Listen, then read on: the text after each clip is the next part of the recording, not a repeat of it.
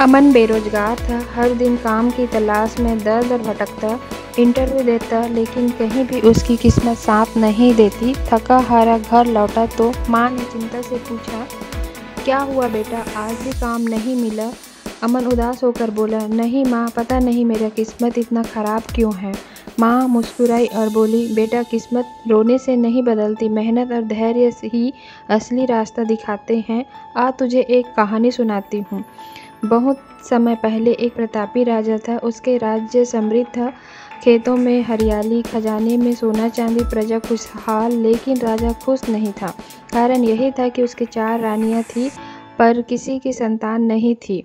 संतान न होने पर वह बहुत दुखी रहने लगा। अंत में उसने पूरे राज्य में ऐलान करवा दिया, जो भी संतान होने की कोई दवाई या उपाय बताएगा, उसे सोने के सिक्के से भरा हुआ घड़ा दिया जाएगा। यह सुनकर राज्य भर में हलचल मच गई। वैद्य, पंडित, साधु, संत सब उपाय लेकर आए। किसी ने मंत्र सुझाया, किसी ने औषधि, किसी ने यज्ञ, लेकिन महीनों बीत गए, राजा को संतान नहीं हुई।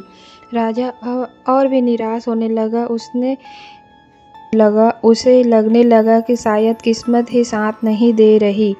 एक दिन राज्य में एक साधारण किसान आया। उसके पास न कोई किताब थी और न बड़ी डिब्बी में औषधि, बस एक थैले में कुछ बीजे थे। राजा ने हैरानी से पूछा, तुम भी कोई दवा लाए हो?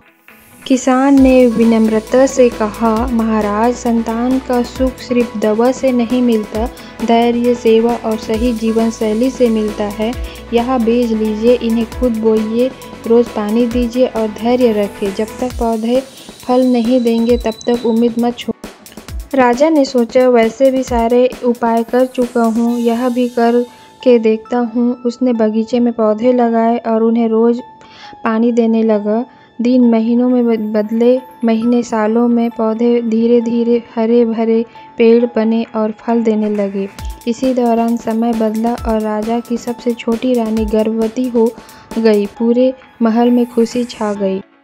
कहानी पूरी करके माँ ने अमन से कहा, बेटा, राजा को संतान किस्मत से नहीं मिली थी, बल्कि उसके धैर्य और निरंतर प्रयास ने उसके भाग्य बदला।